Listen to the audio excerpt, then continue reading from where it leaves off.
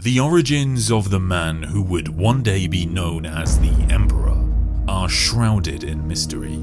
Some say that thousands of shamans feared that our race and planet would fall prey to the psychic entities that dwell in the warp. Therefore, in their thousands they swallowed poison, and in their thousands they died so that they would be reincarnated into a single body. Others say that he is just the most powerful of a group known as the Perpetuals. They are the next stage of human evolution, a Homo superior gifted with supernatural powers and immortality, able to regenerate from almost any wound. We do know that he was already ancient before mankind even took to the stars. Certainly, other Perpetuals did exist, and one by one he found them. Some opposed him, some simply wanted nothing to do with him, but some joined him, and so he set to his task, shepherding mankind towards a brighter future. If you look closely at the pages of history, you can still see his influence. Occasionally, he was a ruler or a warlord or a warrior, but mostly humanity needed gentler guidance from the shadows. But he was always there, always working towards his goal, the salvation of our race. And humanity thrived. We stepped into the stars with increasing confidence and skill. We bounded forward, colonizing Mars, the solar system, and then we spread outwards into the rest of the galaxy. We struck accords with alien races where possible, but defended ourselves where necessary. This interstellar empire was only attainable by the development of warp travel, a dimension of pure energy. The warp lurks beneath the skin of our reality. It is known as the IMPERIUM, the Immaterium, the Sea of Souls, and by many other names. It is both humanity's deliverance and damnation. There, all of the thoughts, emotions, ambitions, and fears of sentient life forms find physical manifestation. They gather like rivulets of water, and so our dreams and nightmares formed creatures that eventually gained a rudimentary consciousness. Numbered amongst the most powerful of these beings are those referred to as the Chaos Gods. They weren't all created at once, and yet they have always existed, for the warp is unbound by the laws of time and space. There is Khorne, the god of warfare and rage, Nurgle, the god of disease and despair, Tzeentch, the god of change and sorcery, and Slaanesh, the god of pleasure and excess. They war with each other in a great game of supremacy. Rarely do they put their differences aside and work together. Whether they are actually gods is up to you to decide, but they wield unimaginable power and can exert some of it to create what is typically referred to as a demon. Despite the evils that lie within the Immaterium, it presented a great opportunity: faster than light travel. We developed engines that can pierce the veil separating reality, and Gellerfields to protect us from the hostilities within the warp. Navigators are also essential. Humans with the Navigator gene are genetic mutants with a third warp eye, which gives them the unique ability to steer through warp space. Humanity was able to essentially enter this dimension in one place and exit in another. This time of expansion was the zenith of mankind's scientific knowledge. Human scientists, engineers, and inventors were our new gods. They created wonders and worked even with alien technologies. The standard template construct machines, or STCs, allowed human colonists to rapidly fashion everything that they needed to dominate new worlds from whatever natural resources were available. Our tools to create and weapons to destroy were at a new height. Just as with the Navigators, the human species was even genetically enhanced in some instances. Vast armies of gene-tailored troops now fought our wars. We of course dabbled in matters we should have left alone. The Men of Iron were created, sentient humanoid machines that served mankind's every need, be it administration or war. When they turned on their creators, their armies of mechanical soldiers rampaged and slaughtered billions. The Cybernetic Revolt, as it became known, was eventually won by an alliance of galactic powers, some of whom may not have even been human. We only have scraps of information on this conflict. However, artificial intelligence, or abominable intelligence as it is known, remains outlawed to this day. It is thought that this conflict weakened humanity and was a great step on the road to our downfall. We also have information suggesting that human psykers started to appear in larger numbers during this time.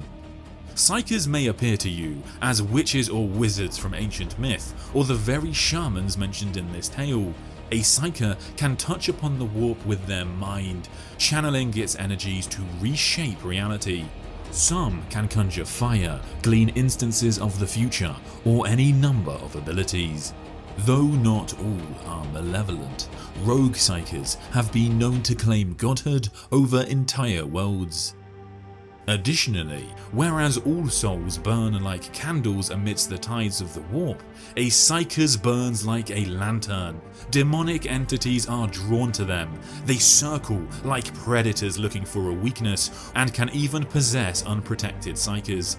Unchecked, these beings presented a massive danger to entire systems. We were reeling from the Cybernetic Revolt, dealing with anarchy caused by rising psyker numbers, and perilous warp storms rose to block off travel and trade. Hunger and starvation followed. Terrible wars broke out as warlords tried to carve out their piece of the galaxy. Some worlds were entirely isolated and over the millennia devolved into primitive societies. This period is often referred to as the Dark Age of Technology, but not necessarily because of its brutality or wickedness, but because so little in terms of its technology or records has survived. Much of our economic strength and political unity was gone. The aptly named Age of Strife was upon us. Post-apocalyptic barbarism rose even on the Earth itself, which had previously been a jewel, a shining hub of the powerful human civilization. Humanity's homeworld, now known as Terra, was in the grip of war as techno-barbarians battled with gene-enhanced soldiers. Our full destructive capabilities were unleashed. Billions died, and even the last of the oceans boiled away. And then, in humanity's darkest hour, a shining figure emerged. After millennia of lying in the shadows, he had seen the vulnerability of humanity and the threats that are trying or will one day come to extinguish our light. We needed to be unified into one Imperium of man. An iron fist was needed to put humanity back on the necessary path. He stepped into the light and took the name, the Emperor of Mankind. Over the millennia, disaffection had grown amongst the Perpetuals allied to the Emperor. Their most accomplished struggled to keep pace with his mind, but they noticed he was cutting corners, ruthless in his demand for results. But what could they do? Even together, en masse, the Perpetuals were no match for his power. So over the millennia, most of them left or even betrayed the Emperor. Amongst his plans was to build an Imperium of man based on truth, his truth, the imperial truth. This removed the religion, faith, and superstition that had defined much of human history. The Emperor had learned all too well that these were easy doors from which the powers of chaos can enter a mind. First, the Emperor needed the cradle of humanity, a seat from which his Imperium would be ruled. he created the Legio Custodes, his personal golden bodyguard, each one a unique work of genetic science never to be replicated. But he needed other elite soldiers that could be mass-produced to spearhead his armies. 20 legions of gene-enhanced super soldiers, the Thunder Warriors, were created. The armies of the Warlords of Terra were no match. The Emperor's mastery of science and warriorship was peerless. Yet still, the Thunder Warriors were flawed. Mentally unstable, they suffered catastrophic biological and metabolic failure unpredictably after a span of standard years. Another solution was needed. By this point, the Emperor had few of his ancient friends left, yet Malkador the Sigillite and the Perpetual Urda remained. They were both incredibly powerful psykers, and Urda was also a genius geneticist. So once most of the natural perpetuals had left his side, he decided to build some more. Working with their biotechnical division, the Primarch project began. Though not technically perpetuals, the Primarchs were designed to live long enough to see his plan through to the end. They were to be born from his blood, his power, his vigor. They would be the generals to lead his vast armies, and through them, their genetic lines, the Space Marine legions, would be made. 20 Primarchs, 20 Sons of the Emperor, 20 legions. The basis of the Primarchs was not wholly genetic science, for the Emperor had not been idle over the ages. During the Age of Technology, along with other Perpetuals, he travelled to the planet Molech. There they found it, a gateway to the realm of chaos. The Emperor entered and made a bargain with the Chaos Gods. Servants of these powers, who know of such things, will tell you that he stole some of their fire. For when he emerged back through the gateway, his power had grown even more, and he'd gained the knowledge of how to create the Primarchs. He was henceforth known to them as the Anathema. Furthermore, this was not the only secret that the Emperor kept, for few know, as the Emperor is the father of the Primarchs, the Perpetual Urda is also a biological source. She is their mother. She had stood by the Emperor all this time. She believed in their mission, even the roles of her sons, incredible warriors and generals though they would become. It was necessary to combat the forces that worked against humanity. But it wasn't until after they were born that she learned the true extent of his ambition, the ruthlessness of it. He sought to supplant the natural flow of life with an artificial version of the Perpetuals that trampled ethics, morality, and wise prudence. He would use their sons to bend humanity to his will. Those that would not bend would break. There are many and conflicting accounts of what happened next. Some say it was the sheer power of the Chaos Gods, furious at the Emperor's betrayal. Some say a causal loop was created by powers working against the Emperor in the future. But according to Urda, it was her. Understand, she loved her sons dearly and sought to spare them from his terrible ambition. She conjured a great warp vortex in the laboratory. The incubation pods were pulled into the Imperium and scattered onto planets across the galaxy.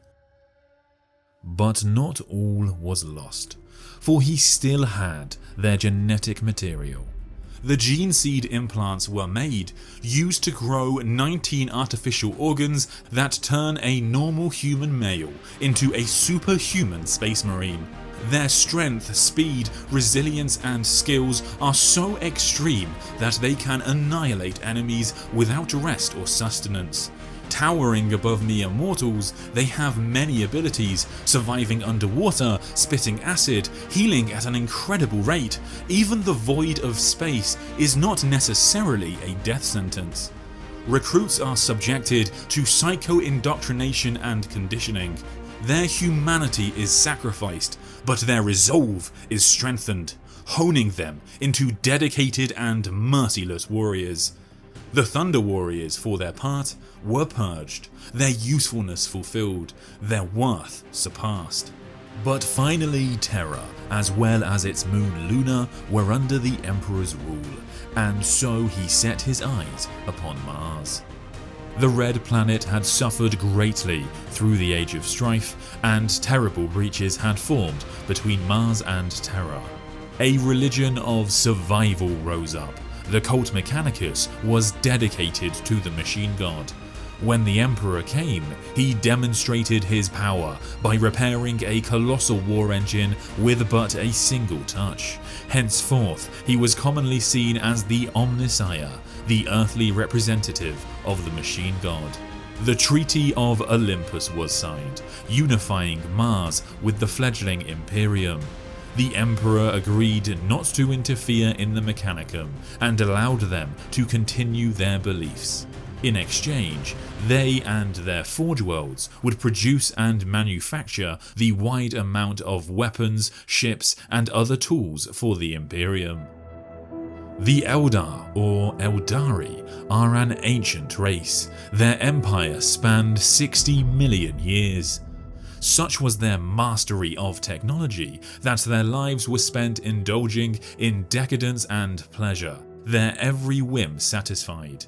They are exceptionally psychic beings, and so amidst the swirling energies of the Imperium, the depravity of the Eldar formed a consciousness. The Chaos God Slaanesh was born, and born violently. The cataclysmic explosion in the heart of the Eldar realm annihilated billions. Only a small number of Eldar survived, those who were in places the apocalypse could not reach. The Eldar civilization was nearly all destroyed, the spirits of the slain devoured by Slaanesh. It left a wound in real space, a massive warp rift called the Eye of Terra. In that dreadful place, the warp coexists with real space, and demon worlds lurk within. The colossal shockwave from this event blasted across the Imperium, clearing the warp storms that had plunged humanity into darkness. This meant that traveling across the galaxy was feasible once again. In this way, the death of the Eldar Empire heralded the birth of the Imperium, and mankind inherited the stars. The Emperor's Great Crusade, now fully underway, aimed to reunite the worlds of humanity, but under his banner. The Xenos races would also be purged, for he wanted to ensure that the tragedies of the past be prevented from occurring again.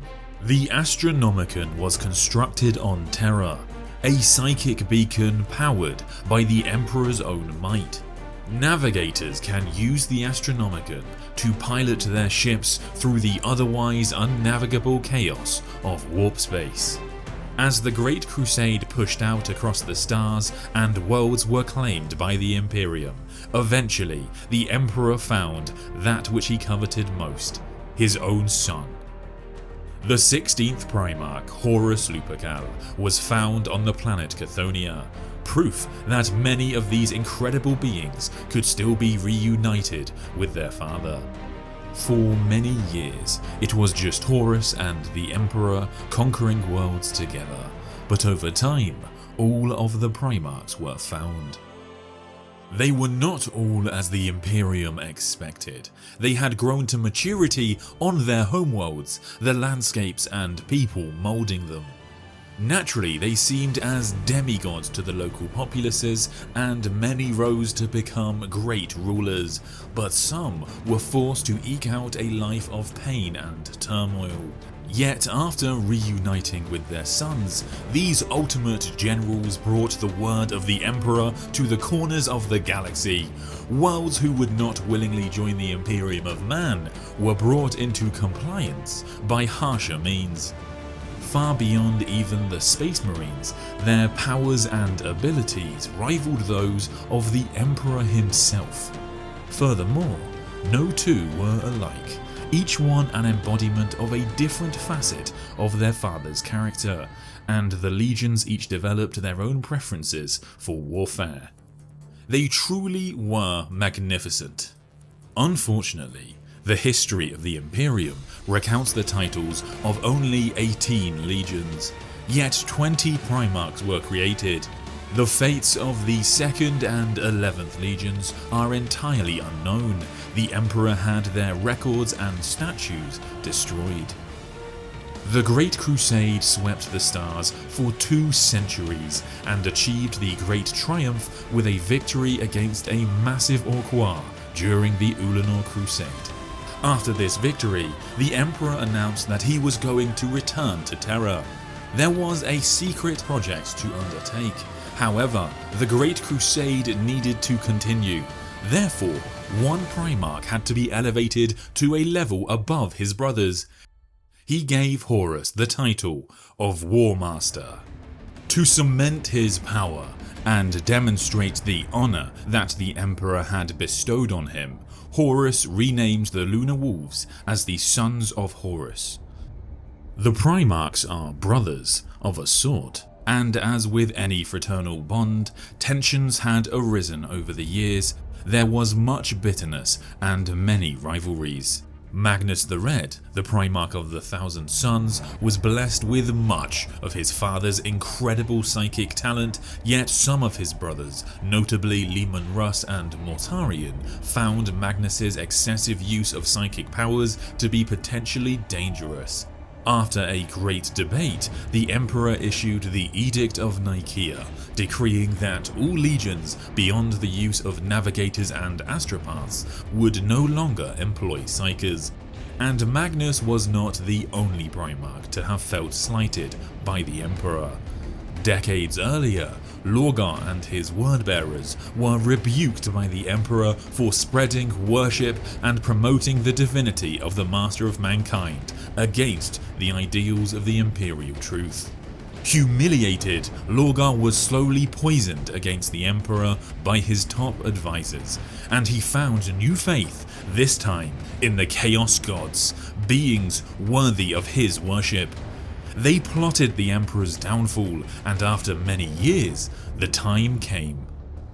When Horus and his sons went to the Davin system to quash a rebellion, he fought Yugen Temba. Previously a friend, the planetary governor had been corrupted by Nurgle, and wielded the powerful Anathame blade, gifted to him by the wordbearer Erebus. Though Horus defeated his old friend, Temba had managed to inflict a devastating wound on the Primarch. It was resistant to their medicine, so, under the advisement of Erebus, the Sons of Horus sought help from the priests of Davin's Serpent Lodge. They enveloped Horus in a chaos ritual, and Horus's spirit was shown visions by the Chaos Gods.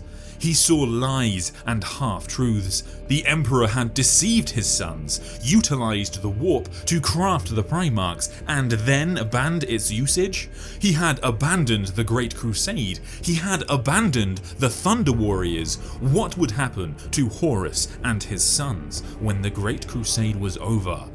Most damning of all, perhaps the Emperor was attempting to ascend to godhood himself. Magnus had foreseen this and projected his mind into the vision, where he begged his brother not to give in to the temptations of chaos. But it was not enough. The Chaos Gods offered Horus power, and he grasped it. They healed his wound, and Horus returned, now their champion. None the wiser, through all of this, the Emperor was working on a most important task, the Webway project. The Webway, also known as the Labyrinth Dimension, is an extra-dimensional space partitioned off from the Imperium, created by an ancient and long-gone race known only as the Old Ones. It is used by the Eldar for faster-than-light travel. It is far more efficient than warp travel, and, most importantly, bypasses the depredations of chaos. Using a powerful device, the Golden Throne, to access the webway, he sought to remove humanity's reliance on warp travel, depriving chaos of its power. Humanity's ascendancy on the galactic stage would then be assured. However, Magnus the Red was about to do something, maybe, perhaps, a little bit wrong. Seeking to warn the Emperor, psychically, he projected himself through the warp into the webway to Terra, right past the wards that the Emperor had constructed to keep the Imperial Palace safe. Things took a turn for the worse quickly. The initial explosion and the following wars to keep demons from overwhelming Terra killed thousands. Henceforth, the Golden Throne would become the Emperor's prison, as his immense power was required to prevent demons from flooding into Terra. Not only was Magnus's warning not heeded, but Leman Russ was dispatched to bring him to justice. After Horus manipulated the orders, the Space Wolves fell upon Prospero with a righteous fury, in a show of irony that still makes the denizens of the warp laugh with glee. The Primarch who tried to warn the Emperor of Horus's betrayal succumbed to chaos, used sorcery to spirit himself and what remained of his sons away. Now, in service to Tzeentch, Magnus would eventually come to serve behind Horus. The War Master needed many allies amongst his brothers. Mortarion, Angron and Fulgrim joined the War Master and purged the loyalist elements from their ranks. A ship escaped, however, and brought word of Horus's treachery to the Emperor, who agonized at the betrayal of his sons. Horus had ensured that some of his brothers would be bogged down in wars across the galaxy and would not be able to respond in time. But still, the Emperor had 7 full legions muster and advance on the traitors. On Istvan V, the first wave of Ferrus Manus, Vulcan and Corvus Corax led their legions against the traitors with a righteous fury. The second wave dropped in behind them, and then it happened. It was revealed that the entire second wave of Conrad Kurz, Perturabo, Alfarius, and of course Lorgar had already thrown in with the War Master. The Drop Site Massacre, they called it. 9 traitor sons were sworn to Horus to match the 9 sons loyal to the Emperor, but 3 of the Emperor's legions were now severely weakened, and the Primarch Ferrus Manus was dead. Horus had the advantage, but he could not defeat the Emperor as things stood. He possessed but a fraction of his father's power. To even the scales, he too found the gateway at Molech and entered. When he returned, his face looked like centuries had passed for the War Master. He had earned the favour and blessings of the Pantheon. There were many and varied conflicts throughout the years of the Horus heresy. Some were small skirmishes as brother turned on brother, but some were colossal battles where both sides deployed the god engines known as Titans, looming war machines that stride across battlefields with their apocalyptic weapons, laying waste to entire battalions. Even Mars was caught up in civil war, and the Edict of Nicaea was thrown to the wind so that the loyalist legions could use all tools at their disposal. But Horus needed to take humanity's homeworld, to slay his father by his own hand in order to cement his rule over the Imperium. So with his gigantic traitor fleet, the Siege of Terra began. Only 3 loyal Primarchs fought with the defenders on Terra: Rogel Dawn, Jagatai Khan and Sanguinius, beloved by all. Horus and Sanguinius had once been considered the closest of brothers. The great angel had the gift of foresight, and had seen visions of his death at the hands of Horus, yet he fought on, trying to preserve his father's dream. Secretly, however, hidden within the Imperial Palace, Vulcan was also there to defend the Master of Mankind himself, and he stood ready with a dead man's switch that would destroy Terra should Horus prevail, denying chaos the world. Despite heavy bombardment and even demons manifesting on the homeworld of humanity, the defenders held time and again. They made the traitors pay for every inch, hoping to delay them long enough so that relief could arrive from the forces of Lionel Johnson and Rabute Gilliman. Throughout all of this, Horus and the Emperor did psychic battle in the warp, and Horus was able to prevent the knowledge of Rabute Gilliman's proximity from reaching the defenders. To bait his father, Horus lowered the shields on his flagship, the Vengeful Spirit. The Emperor knew that this was certainly a trap, but he needed to end this once and for all. Malcador took his place on the Golden Throne, an act he knew would kill him, but he would willingly give his life to prevent the demons from overwhelming Terra, and to give his friend time to end this. The Emperor, Sanguinius, Dawn, and a host of heroes teleported onto the Vengeful Spirit. What follows, none know for sure. But legend tells us that the forces were split up, and it was Sanguinius who found Horus first. Horus attempted to sway the angel to his side, but he held true. Sanguinius stood alone against this terrible foe, but even the mighty Primarch of the Blood Angels was no match for Horus, empowered such that he was. The angel was brought low. Soon after, the Emperor arrived in the throne room to end this revolt once and for all. They battled with the fury of gods, blow after blow that would have annihilated all others. It is said that still the Emperor could not bring himself to kill Horus, his beloved first found son. However, Horus held no such compunction. With the power of 4 Chaos Gods, Horus battered the Emperor bloody, breaking his ribs, gouging his left eye, and setting him alight with hellfire.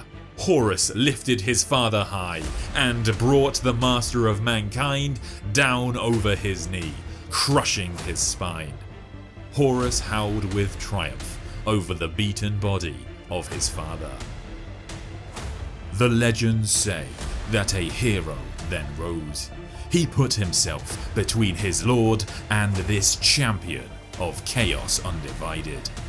In sight of the ruinous powers themselves, he was there the day Horus would slay the Emperor. He stood no chance, but it is believed that this noble sacrifice finally moved the Emperor. Whatever the cause, the Emperor could see Horus as truly irredeemable. The Blood Angels tell a tale where their Genesire had put a chink in Horus's armor, and through this, the father sent a psychic blast that obliterated the soul of the son. The Horus heresy was over. In the aftermath, the Emperor's body was retrieved by Dawn. He was rushed back to the Imperial Palace, where the last of Malcador's life was spent. He was disengaged from the throne, and his body crumbled to dust. Only one being had the power and will to take that seat now. And so it was that the Emperor of Mankind was interred on the Golden Throne. And there he remains, his physical form broken, but his spirit endures, neither dead nor truly alive. For the next 10,000 years, every day, Hundreds of psykers are sacrificed both for him and the Astronomicon. But this immense suffering is worth it. His power, his will, keeps the demons from overwhelming Terra, and he directs the Astronomicon, which guides the ships of mankind through the warp. Without him, and the immense pain that he endures, mankind would be torn apart by the multitude of threats that face us. A great scouring took place after the heresy. Horus's first captain, Abaddon, took the War Master's body, and the traitors fled into the hellish sanctuary of the Eye of Terra. Many of these marines are now sworn to the Chaos powers. These Chaos Space Marines are supplemented by their patrons. The glorious work of the Emperor is defiled. They are abhorrent abominations who utilize their dark gifts in the long war against the Imperium. To prevent another catastrophic rebellion, reforms are implemented. Military bodies are divided, even the Space Marine legions are split up into chapters, which, according to the Codex Astartes, should contain no more than 1,000 combat-ready battle brothers. These measures make sure that no individual can wield the same vast power that Horus once possessed. As well as having to deal with various chaos incursions, Xenos races, once held at bay during the Great Crusade, resurfaced. The Drukhari are sadistic Eldar killers. They lurk in the dark city of Commorragh that lies within the webway, and so they were sheltered from the fall of their race. They feed off despair and anguish. Emerging from webway gates, they raid and plunder at will, taking many slaves back to Commorragh for their dark experiments. Their nobler cousins, the Azuriani, fled the fall on vast space vessels known as craft worlds.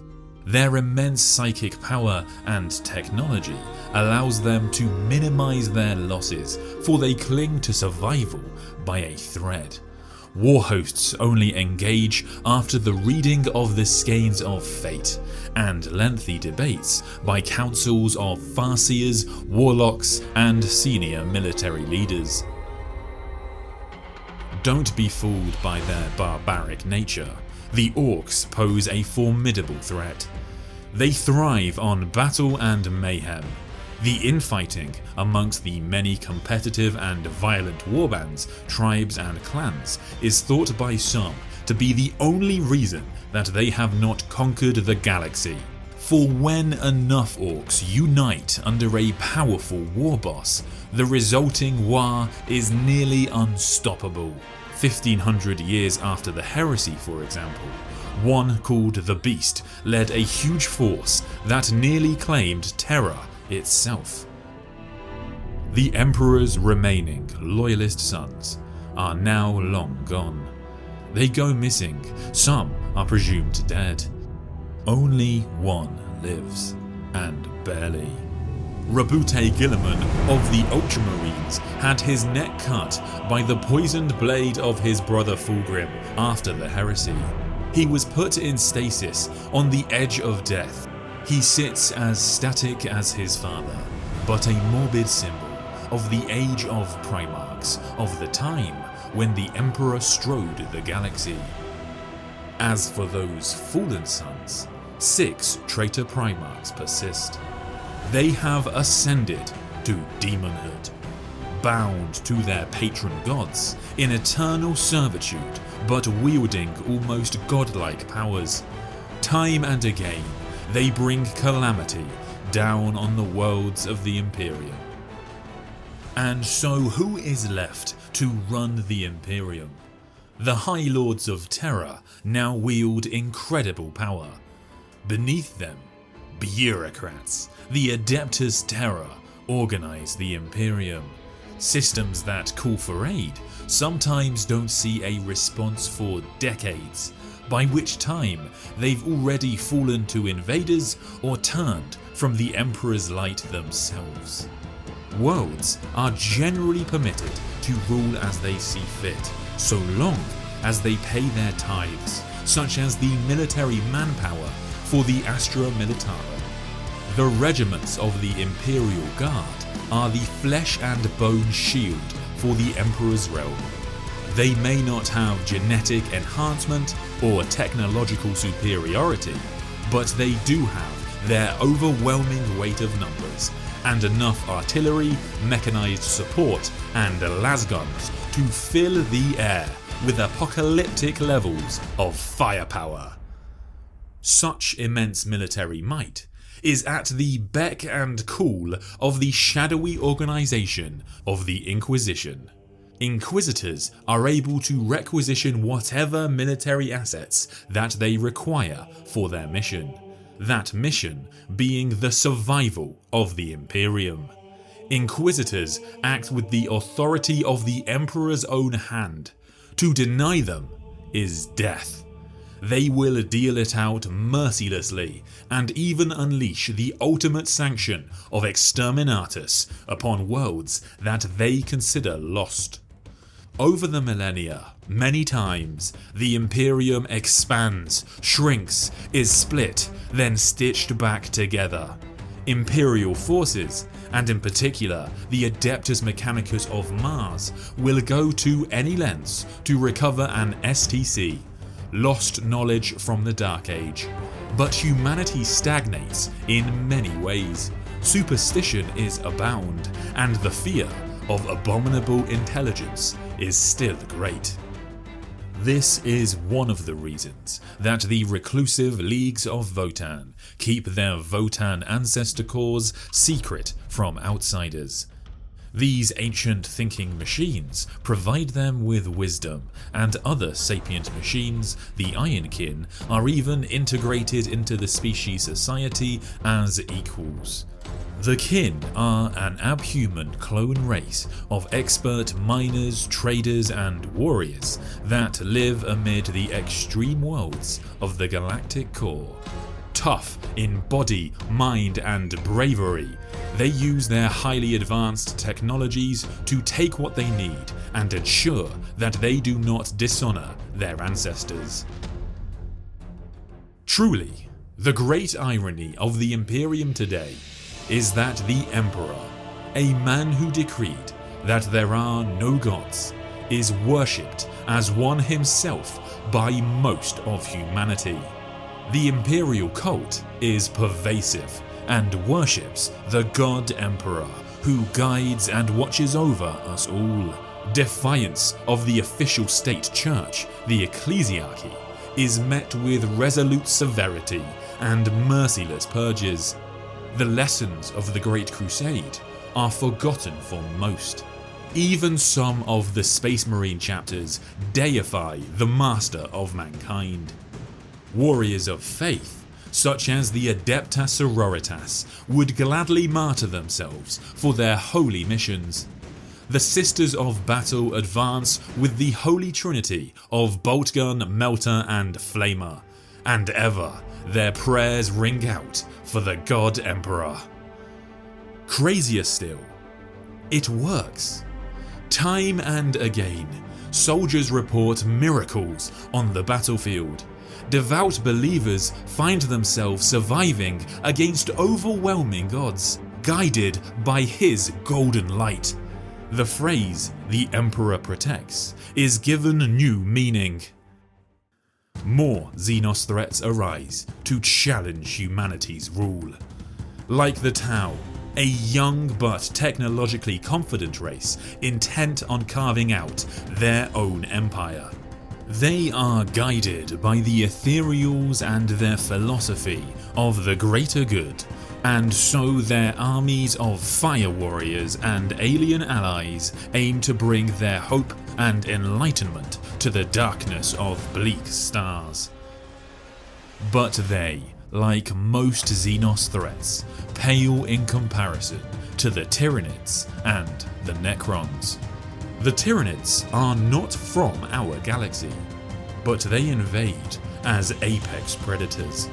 The Great Devourer's technology is purely biological engineering, and the Hive Fleets can adapt at a terrifying rate. The entire race is directed by a single hive mind. It seeks to consume all forms of genetic and biological material. The Tyranids strike us from within also. Gene stealers can infiltrate societies. They infect the mind, body and soul. Gene stealer cults have abhorrent human gene stealer hybrids that wait for the glorious day when they can begin their uprising. Millions of years before our time, the Necrontyr were suffering greatly from the solar winds and radiation storms of their planet. As they spread out across the stars, their unity eroded until eventually the ruling council, the Triarch, decided a common enemy was needed. For this, they chose the mighty race, the Old Ones.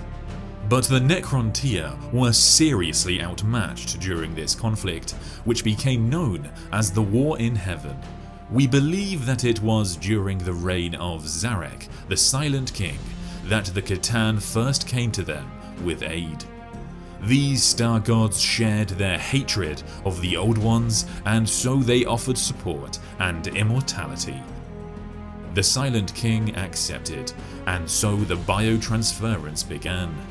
Now, technically, the Catan's offer of immortality was true, as the flesh bodies of the Necrontyr were no more, and the immortal, living metal bodies of the Necrons now stood. Zarek saw the Catan feast on the very life essence of his people, and the depth of his mistake was made clear, so he bid his time. It is believed that during the War in Heaven, the Old Ones created the younger races for allies, which included the races that would one day become the Eldari, the Orcs, and perhaps even humanity. After the war was won and the Old Ones were defeated, Zarek led his warriors in revolt. The unimaginable energy weapons of the Necrons sundered the Catan into shards. With revenge achieved, the Silent King departed our galaxy, but not before commanding his people to enter stasis within their tomb worlds. He then destroyed the command protocols that granted him control of the people that he had failed. Most Necrons remain dull-witted creatures with little memory of the individual that they once were, but the Necron Lords and Overlords retain all of the drives, obsessions and personality that they once possessed. For 60 million years they slumbered, but now they rise once more, and the Silent King has returned. They seek to reclaim their lost empire, eradicating all life in their path with technology that does not obey the laws of physics and an inexorable determination. But make no mistake, the true archenemy of the Imperium of Man remains chaos. Their forces are often in disarray, but one has risen to unite them. Horus's first captain Abaddon has claimed the mantle of War Master. He leads the Black Legion, and since the Heresy, they have blighted the Imperium with their Black Crusades, each one accomplishing some nefarious aim of Abaddon's. They culminated at the end of the 41st millennium with the 13th Black Crusade that obliterated Cadia, a bastion of defense against chaos incursions. It was our darkest hour, and so, after 10,000 years, servants of the Emperor used advanced technologies and even aid from the Eldar to revive the Primarch Rabute Guilliman. Against all odds, they succeeded. He is the Avenging Sun, a shining beacon reborn with the mantle, nay, the burden of leadership. His indomitous crusade pushes back against the forces of chaos, but it seems that Abaddon's planning has paid off. A great rift, the Cicatrix Maledictum, has opened, a series of warp storms that have cleaved the Imperium, the Milky Way galaxy, into two. The ensuing catastrophes claimed the lives of countless worlds, fleets, and armies. Despite everything, still, the two halves of this broken empire fight on. The Emperor still continues his struggle on the Golden Throne in immeasurable pain, for only in death does duty end. Some say he has awakened, and he calls out for his lost loyal sons, and they are coming. The other living demigods of humanity will return. The enemies of mankind will meet the Emperor's mightiest servants, as once again they lead their sons and the ferocious forces of the Imperium of Man, and that will not be enough. I'm sorry if I misled you, but this was never a story of humanity's triumph over darkness. The forces that attack this bloated, rotting carcass of an empire are too great. Whether by technological superiority, weight of numbers, or sheer malice, the Imperium will fall. And that is why we must fight. For humankind refuses to go quietly into another race's history books. We will make them pay for every inch of our galaxy that they claim, and unleash upon them such fire and fury that the next time a force assembles to take this realm, they will shudder at the scars left upon it by humanity. For in the grim darkness of the far future, there is only war.